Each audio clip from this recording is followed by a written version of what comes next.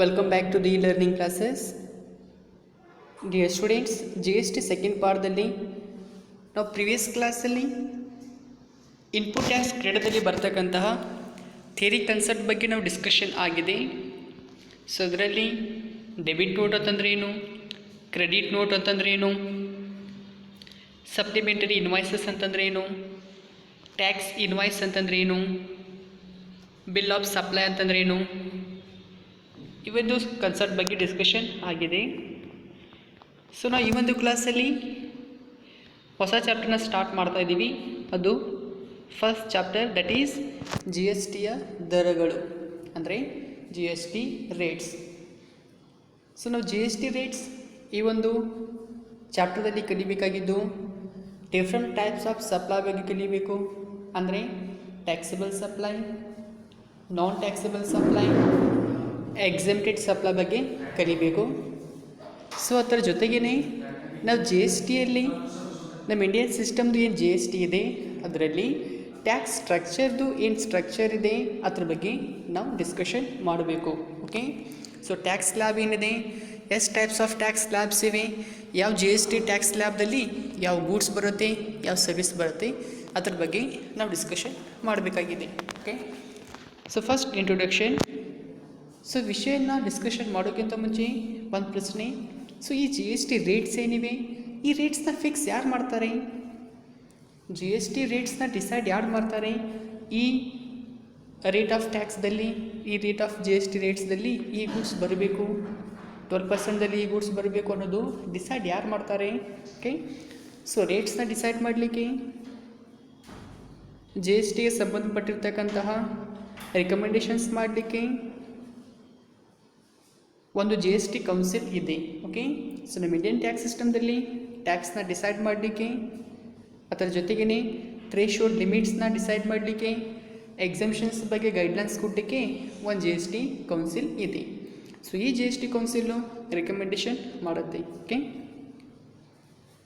G S T council is the apex institutional constitutional authority to decide policies relating to G S T. Okay, so G S ಟಿಗೆ ಸಂಬಂಧಪಟ್ಟಿರ್ತಕ್ಕಂತಹ ಪಾಲಿಸೀಸ್ನ decide ಮಾಡಲಿಕ್ಕೆ ಇರ್ತಕ್ಕಂಥ authority ಯಾವುದಿದೆ? G S T council. So ನಾವು G S T council ಬಗ್ಗೆ ಇನ್ನೂ discussion ಮಾಡ್ಬೋದು ಸಪ್ರೇಟ್ ಲೆಕ್ಚರ್ದಲ್ಲಿ, ಇಫ್ ಟೈಮ್ ಸಿಕ್ತಂತಂದ್ರಿ. ಓಕೆ, ಸೊ ನೀವೇನು ಮಾಡಿ, ಜಿ ಎಸ್ ಟಿ ಕೌನ್ಸಿಲ್ ಬಗ್ಗೆ ಇನ್ಫಾರ್ಮೇಷನ್ ಏನಿದೆ ನೀವು ಕಲೆಕ್ಟ್ ಮಾಡಿ. ಓಕೆ, ಸೊ ನಮ್ಮ ಎಕ್ಸಾಮ್ದಲ್ಲಿ ಕೂಡ 1 ಮಾರ್ಕ್ಸ್ ಕ್ವಶನ್ಸ್ ಬರ್ಬೋದು ಜಿ ಎಸ್ ಟಿ ಕೌನ್ಸಿಲ್ ಮೇಲೆ. ಓಕೆ, ನೆಕ್ಸ್ಟ್ ಇಟ್ ಮೇಕ್ಸ್ ರಿಕಮೆಂಡೇಷನ್ಸ್ ಅಂತಂದರೆ ಜಿ ಎಸ್ ಟಿ ಕೌನ್ಸಿಲ್ ಏನು ಮಾಡುತ್ತೆ? ರಿಕಮೆಂಡೇಷನ್ಸ್ ಮಾಡುತ್ತೆ. ಯಾರಿಗೆ? To union and states relating to different aspects of G S T. Okay, so G S ಟಿದು ಏನು different aspects ಇವೆ ಅದಕ್ಕೆ ಸಂಬಂಧಪಟ್ಟದ್ದು ಯೂನಿಯನ್ ಗೋರ್ಮೆಂಟ್ ಮತ್ತು ಸ್ಟೇಟ್ ಗೋರ್ಮೆಂಟ್ಗೆ G S T council recommendations ಮಾಡುತ್ತೆ. ಓಕೆ, ಹಾಗಾದರೆ ಆ ವಿಷಯ ಯಾವುದಿರ್ಬೋದು, ಆಸ್ಪೆಕ್ಟ್ಸ್ ಯಾರಿರ್ಬೋದು? Such as rate of G S T. Rate of G S T ಎಷ್ಟಿರಬೇಕು, ಅದರ ಜೊತೆಗೇ ಎಕ್ಸಮ್ಷನ್ಸ್, ಸೊ ಯಾವ ಗುಡ್ಸ್ ಮೇಲೆ ಎಕ್ಸಮ್ಷನ್ ಕೊಡಬೇಕು, ಯಾವ ಸರ್ವಿಸಸ್ ಮೇಲೆ ಎಕ್ಸಮ್ಷನ್ ಕೊಡಬೇಕು, ಅದರ ಬಗ್ಗೆ ಕೂಡ ರಿಕಮೆಂಡೇಷನ್ಸ್ ಯಾರು ಮಾಡ್ತಾರೆ? G S T councils. Next threshold limit ಎಷ್ಟಿರಬೇಕು ಅನ್ನೋದು ಕೂಡ ಡಿಸೈಡ್ ಮಾಡೋರು G S T council. Then returns, okay, etcetera. ಇನ್ನು ಸಾಕಷ್ಟು ವಿಷಯ ಬಗ್ಗೆ ಗೈಡ್ಲೈನ್ಸ್ ಕೊಡ್ತಕ್ಕಂಥ ಒಂದು ಕಾನ್ಸ್ಟಿಟ್ಯೂಷನಲ್ ಅಥಾರಿಟಿ ಯಾವುದಿದೆ? G S T council.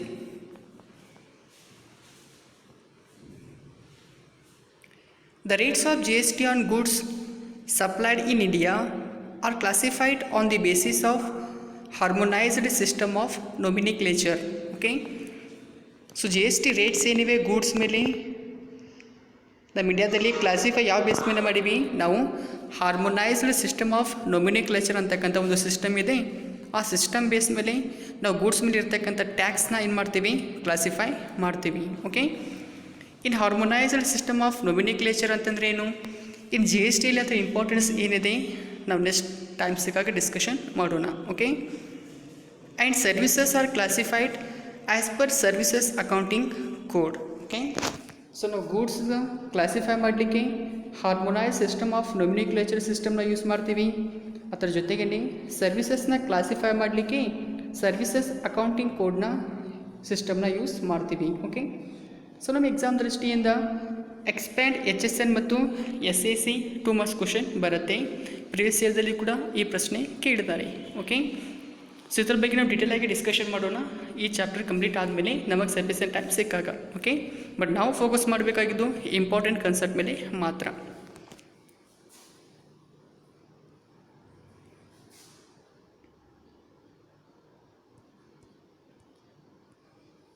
Goods and services that are subject to GST have been categorized under 5 tax slabs. So GST ಅಲ್ಲಿ 8 goods ಇವೆ, ಏನು ಸರ್ವಿಸಸ್ ಇವೆ, ಅದರ ಮೇಲೆ ಇರ್ತಕ್ಕಂಥ ಟ್ಯಾಕ್ಸ್ ಸ್ಲ್ಯಾಬ್ನ ನಾವು 5 ಟೈಪ್ಸ್ದಲ್ಲಿ ಕ್ಯಾಟಗರಿ ಅಥವಾ ಕ್ಯಾಟಗರೈಸ್ ಮಾಡ್ತೀವಿ. ಅದು ಸ್ಟಾರ್ಟ್ ಆಗೋದು 0%, 5%, 12%, 18% ಆ್ಯಂಡ್ 28%. ಓಕೆ, ಸೊ ನಾವು ಮುಖ್ಯವಾಗಿ GST ಸ್ಲ್ಯಾಬ್ನ 5 ಟೈಪ್ಸ್ದಲ್ಲಿ 5 ಕ್ಯಾಟಗರೀಸ್ದಲ್ಲಿ ಡಿವೈಡ್ ಮಾಡ್ತೀವಿ. 0% ಬರುತ್ತೆ, 5% ಬರುತ್ತೆ, ಅದರಲ್ಲಿ 12%, 18%, 28%. Next petroleum products, alcoholic drinks, electricity and real estate are tax separately by the individual state government. Okay, so petroleum products ಮೇಲೆ, ಆಲ್ಕೋಹಾಲಿಕ್ ಡ್ರಿಂಕ್ಸ್ ಮೇಲೆ, ಎಲೆಕ್ಟ್ರಿಸಿಟಿ ಮೇಲೆ, ಇದರ ಮೇಲೆ GST ಇಂಪೋಸ್ ಆಗಲ್ಲ. ಸೊ GST ಯಾಕೆ ಇಂಪೋಸ್ ಆಗಲ್ಲ, ಇದರ ಆನ್ಸರ್ನ ಕಮೆಂಟ್ ಬಾಕ್ಸಲ್ಲಿ ಬರೆಯಿರಿ. ಓಕೆ, ಪೆಟ್ರೋಲಿಯಂ ಪ್ರಾಡಕ್ಟ್ಸ್ನ, alcoholic drinks, electricity, real estates ಇದರಿಗೆ ಸಪ್ರೇಟ್ ಟ್ಯಾಕ್ಸ್ ಸ್ಲ್ಯಾಬ್ ಇದೆ. ಆ ಟ್ಯಾಕ್ಸ್ ಸ್ಲ್ಯಾಬ್ ತಕ್ಕಂತೆ ಇವ ಮೇಲೆ ಟ್ಯಾಕ್ಸ್ನ ಇಂಪೋಸ್ ಆಗುತ್ತೆ. ಓಕೆ, ಸೊ ಹಾಗಾದರೆ petroleum products, alcoholic drinks, electricity ಮೇಲೆ ಯಾವ ಟ್ಯಾಕ್ಸ್ ಇಂಪೋಸ್ ಆಗುತ್ತೆ ಅದನ್ನು ಕಮೆಂಟ್ ಬಾಕ್ಸಲ್ಲಿ ಬರೆಯಿರಿ. ಮತ್ತು ಈ ಐಟಮ್ಸ್ ಮೇಲೆ GST ಯಾಕೆ ಇಂಪೋಸ್ ಆಗಲ್ಲ ಅದು ಕೂಡ ಕಮೆಂಟ್ ಬಾಕ್ಸಲ್ಲಿ ಬರೆಯಿರಿ. Next there is a special rate of 0.25% on stones. So stones ಇದ್ದರೆ ಅದಕ್ಕೊಂದು ಸ್ಪೆಷಲ್ ರೇಟ್ ಇದೆ 0.25%. ಅದರ ಜೊತೆಗೇ ಗೋಲ್ಡ್ ಇದೆ, ಅದರ ಮೇಲೆ ಸ್ಪೆಷಲ್ 3% GST ರೇಟ್ ಇದೆ. ಓಕೆ, ಸೊ ನೆಕ್ಸ್ಟ್ ನಾವು ಕಲಿಬೇಕಾಗಿದ್ದು ಡಿಫ್ರೆಂಟ್ ಟೈಪ್ಸ್ ಆಫ್ ಸಪ್ಲೈ ಬಗ್ಗೆ. ಸೊ ಈ ಚಾಪ್ಟರ್ದಲ್ಲಿ ಇದೇ ಕನ್ಸೆಪ್ಟು ಇಂಪಾರ್ಟೆಂಟ್ ಇದೆ. Supply of goods and services may attract or may not attract tax. So ನೀವು ಯಾವುದೇ ಗೂಡ್ಸ್ನ ಸಪ್ಲೈ ಮಾಡಿದರೆ ನೀವು ಸಪ್ಲೈ ಮಾಡಿರ್ತಕ್ಕಂಥ ಗೂಡ್ಸ್ ಮೇಲೆ GST ಇಂಪೋಸ್ ಆಗ್ಬೋದು, GST ಇಂಪೋಸ್ ಆಗದೆ ಇರಬಹುದು. Okay, there may be exemption on turnover threshold, free supply of goods and services, goods and services not fall under GST tax payment, etc. Thus, supply of goods and services includes taxable supply as well as non-taxable supply. So ನಾವು ಯಾವುದೇ ಒಂದು ಗೂಡ್ಸ್ನ supply ಮಾಡಿದರೆ, ಯಾವುದೇ ಒಂದು ಸರ್ವಿಸ್ನ provide ಮಾಡಿದರೆ ಆ goods ಮತ್ತು ಸರ್ವಿಸಸ್ ಮೇಲೆ ಟ್ಯಾಕ್ಸ್ ಇಂಪೋಸ್ ಕೂಡ ಆಗ್ಬೋದು. ಯಾಕಂತಂದರೆ ಟ್ಯಾಕ್ಸ್ ಇಂಪೋಸ್ ಆಗದೆ ಇರಬಹುದು. ಸೊ ರೀಸನ್ ಏನಿರ್ಬೋದು, ಸೊ ನಾವು ಸಪ್ಲೈ ಮಾಡಿರ್ತಕ್ಕಂಥ ಗೂಡ್ಸು ಅದು ಎಕ್ಸಮ್ಟೆಡ್ ಇರ್ಬೋದು. ಸೊ ನಾವು ಗೂಡ್ಸ್ನ ಸಪ್ಲೈ ಮಾಡ್ತಾ ಇದ್ದೀವಿ, ಆದರೆ ನಮ್ಮ ಥ್ರೆಶೋಲ್ಡ್ ಲಿಮಿಟು ಕ್ರಾಸೇ ಆಗಿಲ್ಲ, ನಾವು GST ಅಲ್ಲಿ ರಿಜಿಸ್ಟ್ರೇಷನ್ನೇ ಆಗಿಲ್ಲ. ಸೊ GST ಅಲ್ಲಿ ರಿಜಿಸ್ಟ್ರೇಷನ್ ಆಗಿಲ್ಲ ಅಂದಮೇಲೆ ನಾವು ಟ್ಯಾಕ್ಸ್ ಕೂಡ ಇಂಪೋಸ್ ಮಾಡಲಿಕ್ಕೆ ಬರಲ್ಲ. ಓಕೆ, ಸೊ ಅದಕ್ಕೋಸ್ಕರ ನಾವೇನು ಸಪ್ಲೈ ಮಾಡ್ತೀವಿ ಅದು ಟ್ಯಾಕ್ಸೇಬಲ್ ಆಗ್ಬೋದು, ಇಲ್ಲಂತಂದರೆ ನಾನ್ ಟ್ಯಾಕ್ಸೇಬಲ್ ಕೂಡ ಆಗ್ಬೋದು. ಹಾಗಾದರೆ ಫಸ್ಟ್ ನಾವು ಕಲಿಬೇಕಾಗಿದ್ದು ಟ್ಯಾಕ್ಸೇಬಲ್ ಸಪ್ಲೈ ಅಂತಂದರೆ ಏನು. Taxable supply means a supply of goods or services which is chargeable to tax under the GST Act. In simple word, supply on which tax shall be paid under GST. So taxable supply ಅಂತಂದ್ರೆ ಏನು, ಯಾವ supply ಮೇಲೆ tax impose ಆಗುತ್ತೆ ಅದೇ taxable supply. So ನಾವು supply ಅಂತಂದರೆ ಏನು ಬರ್ಬೋದು, ನಾವು ಗೂಡ್ಸು ಕೂಡ ಸಪ್ಲೈ ಮಾಡ್ಬೋದು, ಇಲ್ಲಂತಂದರೆ ಸರ್ವಿಸಸ್ ಕೂಡ ಸಪ್ಲೈ ಮಾಡ್ಬೋದು. ಓಕೆ, ಸೊ ನೀವು ಯಾವುದೇ ಗೂಡ್ಸ್ನ ಸಪ್ಲೈ ಮಾಡಿದರೆ, ಯಾವುದೇ ಸರ್ವಿಸ್ನ ಸಪ್ಲೈ ಮಾಡಿದರೆ ಆ ಗೂಡ್ಸ್ ಮೇಲೆ, ಆ ಸರ್ವಿಸಸ್ ಮೇಲೆ ಟ್ಯಾಕ್ಸ್ ಇಂಪೋಸ್ ಆಗ್ತಾ ಇದ್ದರೆ, GST ಇಂಪೋಸ್ ಆಗ್ತಾ ಇದ್ದರೆ ನಾವು ಆ ಸಪ್ಲೈಗೆ ಟ್ಯಾಕ್ಸೇಬಲ್ ಸಪ್ಲೈ ಅಂತ ನಾವು ಕರಿತೀವಿ. ಓಕೆ, ಸೊ ಅದಕ್ಕೋಸ್ಕರ taxable supply means a supply of goods or services which is chargeable to tax under the GST Act. So GST ಆ್ಯಕ್ಟದಲ್ಲಿ ಯಾವ ಗೂಡ್ಸು ಮತ್ತು ಸರ್ವಿಸಸ್ನ ಸಪ್ಲೈ ಮಾಡಿದ ಮೇಲೆ ಅದರ ಮೇಲೆ ಟ್ಯಾಕ್ಸ್ ಇಂಪೋಸ್ ಆಗ್ತಾ ಇದ್ರೆ ಅದು taxable supply. Non taxable supply, this is the exactly opposite to taxable supply. Non-taxable supply is the supply of any goods or services which attracts nil rate of tax and exempted supply. So non taxable supply ಅಂತಂದ್ರೆ ಏನು? Supply ಮಾಡ್ತೀರಾ, so ಏನು supply ಮಾಡ್ತೀರಾ? ಗೂಡ್ಸ್ನ supply ಮಾಡ್ಬೋದು, ಇಲ್ಲಂತಂದರೆ ಸರ್ವಿಸ್ನ supply ಮಾಡ್ಬೋದು. So ನೀವು supply ಮಾಡಿರ್ತಕ್ಕಂಥ ಗೂಡ್ಸ್ ಮೇಲೆ, ನೀವು ಪ್ರೊವೈಡ್ ಮಾಡಿರ್ತಕ್ಕಂಥ ಸರ್ವಿಸ್ ಮೇಲೆ ಟ್ಯಾಕ್ಸ್ ಅಟ್ರ್ಯಾಕ್ಟ್ ಆಗಲಿಲ್ಲ ಅಂತಂದರೆ, ಟ್ಯಾಕ್ಸ್ ಇಂಪೋಸ್ ಆಗಲಿಲ್ಲ ಅಂತಂದರೆ ಅದಕ್ಕೆ ನಾವೇನು ಕರಿತೀವಿ? ನಾನ್ ಟ್ಯಾಕ್ಸೇಬಲ್ ಸಪ್ಲೈ ಅಂತ ನಾವು ಕರಿತೀವಿ. Okay, so non taxable supply ಅಂತಂದರೆ is the supply of any goods or service which attracts nil rate of tax and exempted supply. Next ಬರೋದು ಝೀರೋ ರೇಟೆಡ್ ಸಪ್ಲೈ. ಇದು ಇಂಪಾರ್ಟೆಂಟ್ ಇದೆ, zero rated supply. According to section 16 of the IGST Act, zero rated supply means any of the following supplies of goods or services. Okay, so section 16 of IGST Act ಪ್ರಕಾರ ಈ ಕೆಳಗೆ ಕೊಟ್ಟಿರ್ತಕ್ಕಂತಹ ಯಾವುದು ಒಂದು supply ಆದರೆ ಅದಕ್ಕೆ ನಾವು ಏನಂತ ಕರಿತೀವಿ? Zero rated supply. ಹಾಗಾದರೆ ಝೀರೋ ರೇಟೆಡ್ ಸಪ್ಲೈ ಯಾವಾಗುತ್ತೆ? ಈ ಕೇಸನ್ನು ನೋಡಬೇಕು. First one, export of goods or services or both. So ನೀವೇನು ಮಾಡ್ತೀರಾ? ಗೂಡ್ಸ್ ಇರ್ಬೋದು, ಸರ್ವಿಸಸ್ನ ಎಕ್ಸ್ಪೋರ್ಟ್ ಮಾಡ್ತಾ ಇದ್ದೀರಾ, ಬೇರೆ ಕಂಟ್ರಿಗೆ ಗೂಡ್ಸ್ನ ಸಪ್ಲೈ ಮಾಡ್ತಾ ಇದ್ದೀರಾ. ಸೊ ಈ ಕೇಸಲ್ಲಿ ಜಿ ಎಸ್ ಟಿ ಅಂತೂ ಇಂಪೋಸ್ ಆಗುತ್ತೆ, ಬಟ್ ಯಾವ ಇಂಪೋಸ್ ಆಗುತ್ತೆ? Zero rated supply. Okay, zero rated supply. So ನೀವು ಎಕ್ಸ್ಪೋರ್ಟ್ ಮಾಡುವಾಗ ಗೂಡ್ಸ್ ಇರ್ಬೋದು, ಸರ್ವಿಸಸ್ ಇರ್ಬೋದು, ನಾವು ಟ್ಯಾಕ್ಸ್ ಇನ್ವಾಯ್ಸ್ನ ಪ್ರಿಪೇರ್ ಮಾಡುವಾಗ ಅಲ್ಲಿ ನಾವು ಟ್ಯಾಕ್ಸ್ 5%, 12%, 18% ಇಂಪೋಸ್ ಮಾಡ್ತಾ ಇಲ್ಲ. ಓಕೆ, ಸೊ ನಾವೇನು ಮೆನ್ಷನ್ ಮಾಡ್ತೀವಿ? ಝೀರೋ ರೇಟೆಡ್ ಸಪ್ಲೈ ಅಂತ ಮೆನ್ಷನ್ ಮಾಡ್ತೀವಿ. ಯಾಕಂತಂದರೆ ನಮ್ಮ ಗೂಡ್ಸು ಎಕ್ಸ್ಪೋರ್ಟ್ ಆಗ್ತಾ ಇದೆ, ನಮ್ಮ ಸರ್ವಿಸು ಎಕ್ಸ್ಪೋರ್ಟ್ ಆಗ್ತಾ ಇದೆ ಬೇರೆ ಕಂಟ್ರಿಗೆ.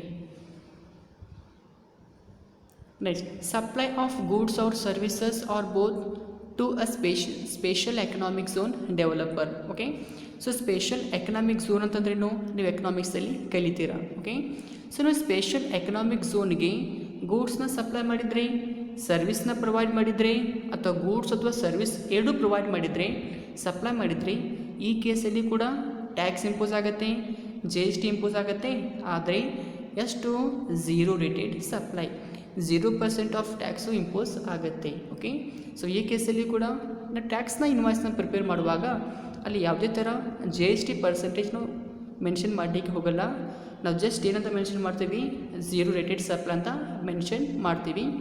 ಯಾಕಂತಂದರೆ ಇದು ಸ್ಪೇಷಲ್ ಎಕನಾಮಿಕ್ ಝೋನ್ಗೆ ಏನಾಗ್ತಾ ಇದೆ? ಗೂಡ್ಸು ಸಪ್ಲೈ ಆಗ್ತಾ ಇದೆ. ಸೊ ಅದಕ್ಕೋಸ್ಕರ ಝೀರೋ ರೇಟೆಡ್ ಸಪ್ಲೈ ಅಂತ ನಾವು ಮೆನ್ಷನ್ ಮಾಡ್ತೀವಿ. Supply of goods or services or both to a special economic zone unit. Okay, so ಯಾವುದೇ ಒಂದು ಸ್ಪೇಷಲ್ ಎಕನಾಮಿಕ್ ಝೋನ್ ಯೂನಿಟ್ ಅಂತಂದರೆ ಆ ಯೂನಿಟ್ಗೆ ಗೂಡ್ಸ್ನ ಸಪ್ಲೈ ಮಾಡಿದರೆ, ಸರ್ವಿಸ್ನ ಸಪ್ಲೈ ಮಾಡಿದರೆ, ಈ ಕೇಸಲ್ಲಿ ಕೂಡ ಝೀರೋ ರೇಟೆಡ್ ಸಪ್ಲೈ ಅಪ್ಲಿಕೇಬಲ್ ಆಗುತ್ತೆ. Export supplies are classified as zero rated supply. The supply will be eligible to claim ITC in respect of goods or services used for the supplies, even though they might be non-taxable or even exempt supplies. ಇದನ್ನು difference ಕಲಿಯುವಾಗ discussion ಮಾಡ್ತೀವಿ. Okay, next ಬರೋದು exempted supply.